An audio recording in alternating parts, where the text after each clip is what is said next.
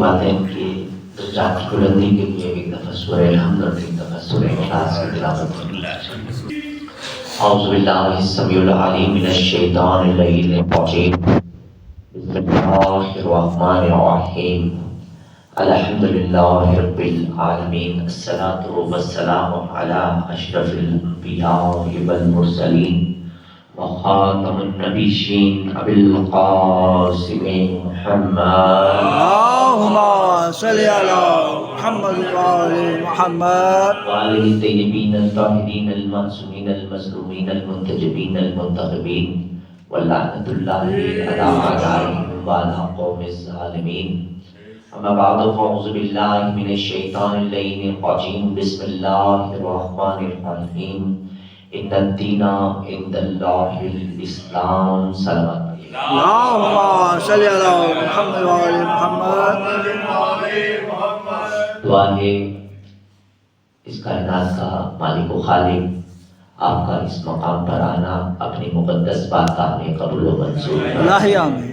مومنین جو حاجات لے کر آئے ہیں، اے اللہ تجھے اس ذکر امام حسین علیہ السلام کا واسطہ ہے، تمام مومنین کی جائز شرعی حوائج کو پورا فرما۔ اللہ آمین۔ اللہ جن مرحومین کے درجات کی بلندی کے لیے مجلس اعلیٰ کا انعقاد کیا جا رہا ہے، اے اللہ تجھے واسطہ ہے اس ذکر امام حسین علیہ السلام کا ان کے درجات کو میں مزید اضافہ فرما۔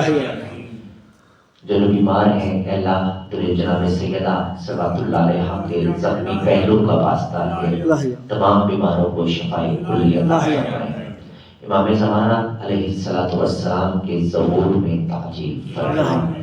مرحوم سمیت ہم سب کو امام کے انصار میں شمار فرمائے۔ جو بہنیں ہماری اپنے گھروں میں اپنے کف کے انتظار میں بیٹھی ہیں، اللہ تیرے واسطہ ہے حضرت علی اکبر علیہ السلام کی جوانی کا، تیرے واسطہ ہے بی بی ام فروا صلوات اللہ علیہا کی مسرتوں کا، ہماری بہنوں کو ان کی برابری کی کف عطا فرما، بے زر کو زر عطا فرما، بے گھر کو گھر عطا فرما، بے اولادوں کو ماں میں بیٹے عنایت فرما۔ اپنی اپنی دعاؤں کی قبولیت کے لیے بآواز بلند صلوات۔ اللہم صلی علی محمد وآل محمد۔ صاحبان محترم انصدانی مجلس، اللہ علیہ امام مظلوم،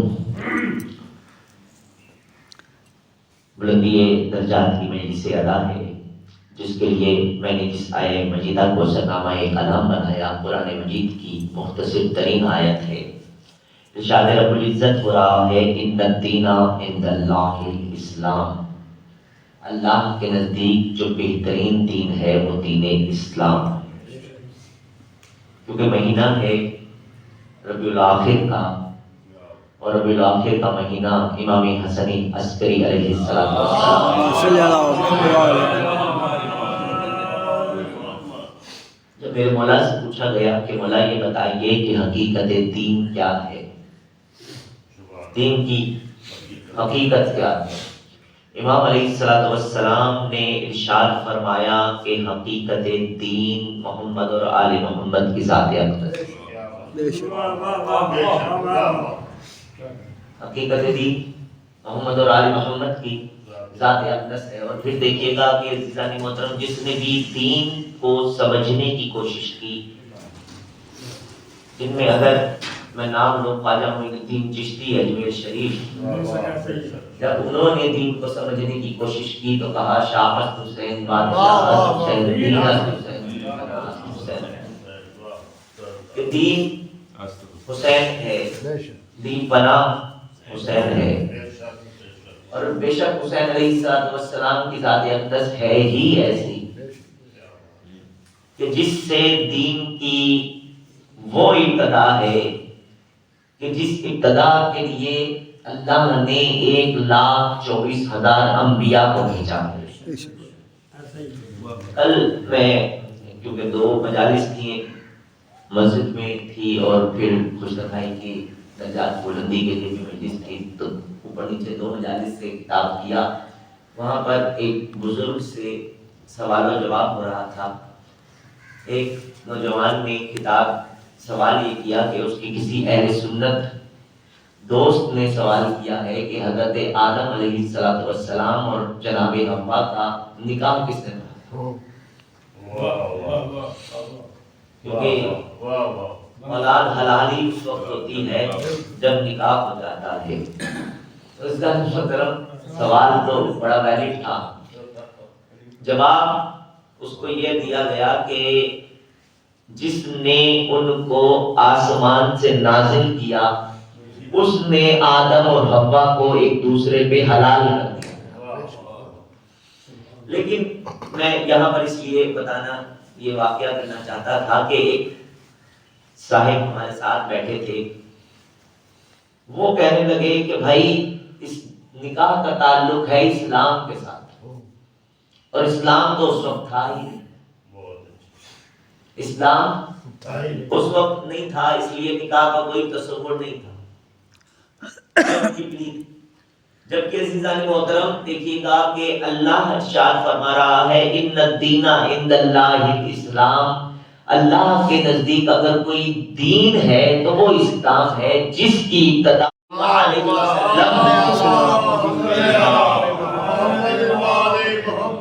اس اسلام کی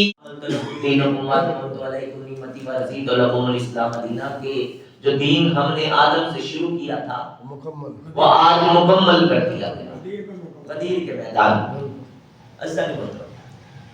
دین کیا ہے؟ دین ہے عقیدے کا. میں نے شروع نہیں کرنا تھا, میں کچھ اور یہاں پہ کہنے کے لیے حاضر ہوا تھا, لیکن ہمارے بزرگ نے ابھی آپ کو ایک ہندو کے لکھی ہوئی نظم سنائی. اس میں راہب کا واقعہ سنایا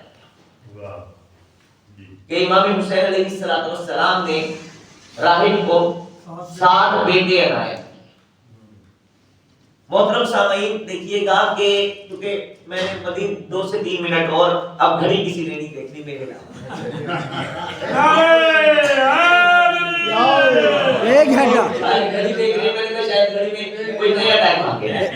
ایک گھنٹہ میرے بزرگ ہیں سارے اللہ نے محترم میں بس چند منٹ 1 گھنٹہ جی. اللہ نے محترم راہب کا واقعہ دیکھیے گا کہ یہ وہ واقعہ ہے جس سے دین میں نے عرض کیا کہ ذات امام حسین علیہ السلام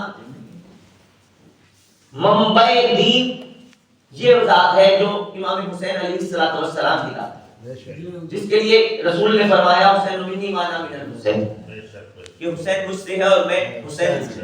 یعنی جو بھی حسین علیہ السلام کی عطا ہے در حقیقت وہ رسول کی عطا ہے, اور جو رسول کی عطا ہے وہ خدا کی عطا ہے. حسین عطا کر کے بتا رہے تھے کہ دیکھو اللہ اس طرح عطا کرتا ہے. اور دین کیا ہے؟ دین ہے عقیدے کا نام. امام حسن عسکری علیہ السلام اللہم صلی علی محمد و آل محمد. آیات پر ہے عزیزان محترم, اس سے اقتباس دے رہا ہوں کہ مولا فرماتے ہیں کہ جنت اور دوزخ کی تقسیم عقیدے کی بنیاد پر ہوئی. جنت اور دوزخ کی تقسیم عقیدے کی بنیاد پر. اعمال تمہارے درجات کو بلند کرے. اسی امام نے ایک اور خطبے میں ارشاد فرمایا تھا کہ ایسا نہیں ہے کہ عمل کی ضرورت نہیں ہے. امام علیہ السلام نے ارشاد فرمایا تھا کہ اعمال تمہارے عقیدے کو بیان کرتے ہیں. واہ واہ. امام علیہ السلام نے ارشاد فرمایا تھا کہ تمہارے اعمال تمہارے عقیدے کو بیان کرتے ہیں کہ کس عقیدے پہ. اور پھر عزیزان محترم ذرا غور کریے گا کہ امام علیہ السلام نے کیا فرمایا کہ جنت اور دوزخ کی تقسیم عقیدے کی بنیاد پر ہوگی. جس کا عقیدہ درست نہیں ہے اس کے لیے کچھ بھی نہیں. دیکھیے گا ہم کہتے ہیں نا روز محشر میں اعمالوں کو تولا جائے گا. یہ صرف ان کے لیے ہے جو خوش عقیدہ ہے. جو خوش عقیدہ ہے ان کے لیے میزان ہے, ان کے لیے محشر ہے. جو بد عقیدہ ہے ان کا تو حشر سے کوئی تعلق ہی نہیں. اچھا چلیں آپ سوچتے ہیں نا کہ اعمالوں کو تولا جائے گا, اعمالوں کو گنا جائے گا. اسی قرآن میں سورہ القاریہ میں ارشاد ہو رہا ہے کہ جب ہم تمہیں قبروں سے اٹھائیں گے تو اعمال جن کے دائیں ہاتھ میں ہوں گے ان کے لیے خوشخبری، جن کے اعمال بائیں ہاتھ میں ہوں گے ان کا مقام حاویہ ہے۔ ذرا توجہ کیجیے گا عزیزان محترم، بس میں نے کہا کہ میں چند منٹوں میں آپ سے اجازت چاہوں گا کہ دیکھیے گا کہ اللہ فرما رہا ہے کہ جن کے اعمال دائیں ہاتھ میں ہوں گے ان کے لیے خوشخبری، جن کے اعمال بائیں ہاتھ میں ہوں گے ان کا مقام حاویہ ہے۔ عزیزان محترم ذرا غور کریے گا کہ میں ایک دفعہ پھر ریپیٹ کر رہا ہوں، قرآن مجید کی آیت کا ترجمہ ہے کہ جن کے اعمال دائیں ہاتھ میں ہوں گے ان کے لیے خوشخبری ہے، جن کے اعمال بائیں ہاتھ میں ہوں گے ان کا مقام حاویہ ہے۔ تو جب قبروں سے اٹھایا جائے گا اسی وقت ہی پتہ چل جائے گا کہ جن کے اعمال دائیں ہاتھ میں ہیں ان کا مقام جنت ہے، جن کے اعمال بائیں ہاتھ میں ہیں ان کا مقام حاویہ ہے۔ تو جب عزیزان محترم ذرا غور کریے گا، قبر سے اٹھتے ہوئے ہی پتہ چل جانا ہے کہ اعمال کی بنیاد پر کہ دائیں ہاتھ والے جنت میں جائیں گے، بائیں ہاتھ والے دوزخ میں جائیں گے، تو محشر کیسا، حساب و کتاب کیسا؟ حساب و کتاب تو ہو چکا، یہ تو پہلے ہی قبر سے اٹھایا جا رہا ہے ابھی، اور اعمال ہاتھوں میں دیے جا رہے ہیں، دائیں ہاتھ اور بائیں ہاتھ والی۔ تو عزیزان محترم جب میرے مولا سے پوچھا گیا نا مولا کہ اعمال تو پہلے ہی دیے جا چکے ہوں گے، حساب کتاب تو پہلے ہی ہو چکا ہوگا، امام علیہ السلام چھٹا امام جعفر و صادق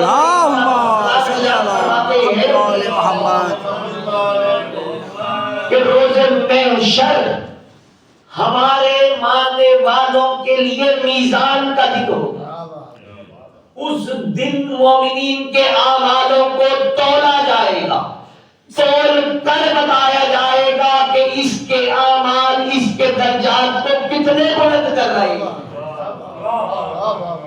اس کے اعمال اس کے درجات کو کتنے بلند کر رہے ہیں۔ اسی لیے امام علیہ السلام چھٹے امام نے ارشاد فرمایا تھا کہ دیکھو کہ جب تم دنیا سے آؤ تو اس طرح کے اعمال لے کر آؤ کہ برزخ کا سامان تمہارے پاس، یہ مولانا تقیان سے بھی روایت۔ عزیزان محترم میں عرض کر رہا تھا کہ ابھی ہمارے بزرگ نے کیا فرمایا کہ راہب کو 7 بیٹے عنایت کی۔ پہلے دشمن جو تھا، جو آل محمد کے مخالف تھے، وہ اس بات کے مخالف تھے، اب اپنے بھی مخالف کہتے ہیں کہ یہ واقعہ ہی سراسر نعوذ باللہ جھوٹا ہے۔ میں نے خود اپنے کانوں سے سنا، سر پہ امامہ ہے، شیعت کا لبادہ اڑا ہوا ہے، اور فرما رہے ہیں جناب کہ یہ واقعہ سرے سے ہی غلط ہے۔ دلیل سنیے گا، دلیل دی جناب اگلا محترم کہ دلیل یہ دی کہ جو راہب ہے وہ تو شادی شدہ ہی نہیں ہوتے، ان میں تو شادی کا کنسیپٹ ہی نہیں ہوتا، تو حسین کیسے عطا کر رہے تھے؟ عزیزان محترم ذرا دیکھیے گا کہ جب بغض بھرا ہونا تو انسان، امام نے فرمایا کہ تمہارے اعمال بتائیں گے کہ تم کس عقیدے پر ہو۔ تو یہ جو عمل کر رہے تھے، یہ جو انکار کر رہے ہیں، یہ عزیزان محترم پتہ چل رہا ہے کہ لبادہ تو شیعت کا ہے، عقیدہ کیا ہے، دل میں منافقت ہے۔ یہ دیکھیے گا کہ کہہ رہے ہیں کہ ان کی تو شادی نہیں ہوتی، اور جن کی شادی نہیں ہوتی ان کے بچے نہیں ہوتے ہیں۔ عزیزان محترم یہ سراسر قرآن کا انحراف ہے، قرآن کا انحراف ہے، قرآن کے مخالف ہے، حسین کے مخالف نہیں ہے۔ کیوں؟ دلیل مانگی ہے مجھ سے کہ قرآن کے مخالف کیسے ہیں کہ جب رسول کے سامنے یہی راہب آئے تھے کہ ہم اللہ عیسیٰ کو اللہ کا بیٹا مانتے ہیں، رسول فرما رہے تھے کہ اللہ کا بندہ ہے عیسیٰ، فوراً آیت نازل ہوئی تھی فَقُلْ تَعَالُوا نَدْعُ أَبْنَاءَنَا وَأَبْنَاءَكُمْ کہ تم اپنے بیٹے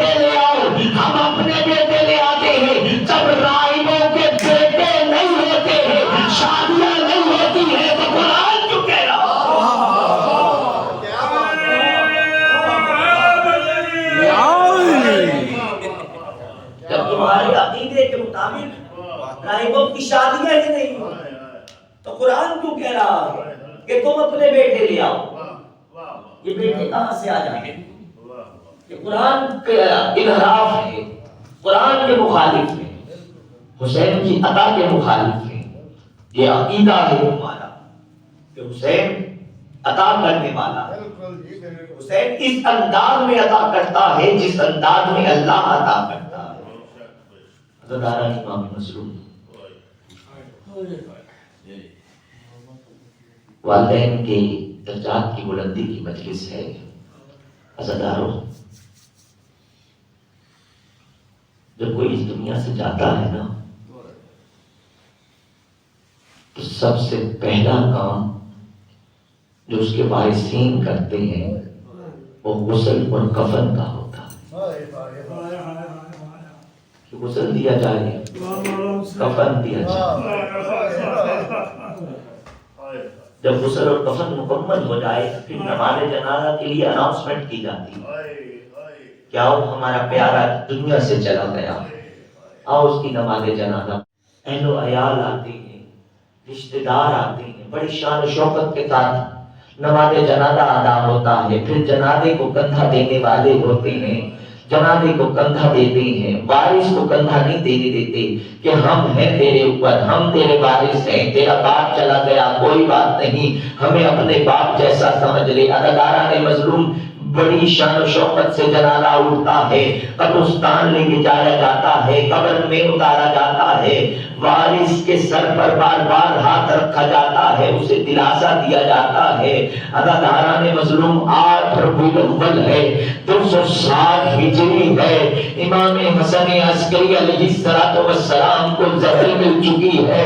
عزاداران مظلوم، میرا وقت کا امام پکار رہا ہے، انا للہ و انا الیہ راجعون۔ عزاداران مظلوم، میرے وقت کے امام نے اپنے بابا کو غسل دیا، کفن دیا۔ جب جنازہ تیار ہوا نا تو بار بار اپنے گھر کے دروازے کو دیکھ رہے تھے کہ کوئی مسلمان آئے اور میرے ساتھ مل کے میرے بابا کا جنازہ پڑھے۔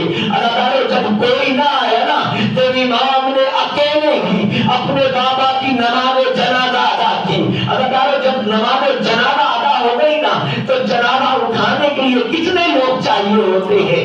کم از کم 4، اگر 2 بھی ہو تو اٹھا لیا جاتا ہے، ایک آگے سے اٹھا لے، ایک پیچھے سے اٹھا لے۔ تاریخ میں جناب زینب سلام اللہ علیہا کا جنازہ اٹھایا ہی 2 نے تھا، فضہ تھی اور مولا امام زین العابدین تھے، لیکن عزاداروں یہ اس امام مظلوم کا جنازہ ہے جہاں پر کوئی نہ ہے، صرف ایک بیٹا موجود ہے۔ عزاداروں، کبھی دائیں دیکھتا ہے، کبھی بائیں دیکھتا ہے، جب کوئی نہیں آتا، کوئی جنازہ اٹھانے والا نہیں ہوتا۔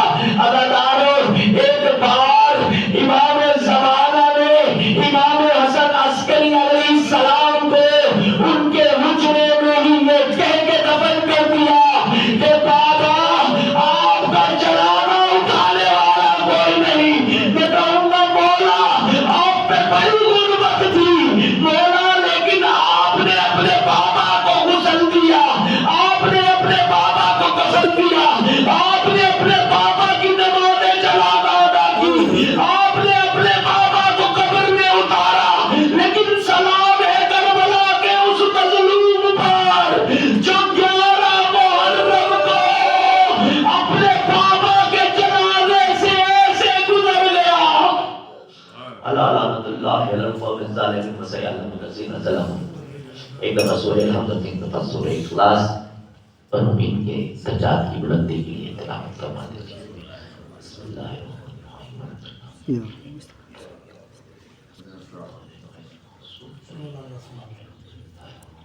المؤمنین والمؤمنات والمسلمین والمسلمات الاحیاء والاموات تابع لهم بیننا وبینهم بالخیرات انک مجیب الدعوات انک علی کل شیء قدیر۔ اللهم صل علی محمد و محمد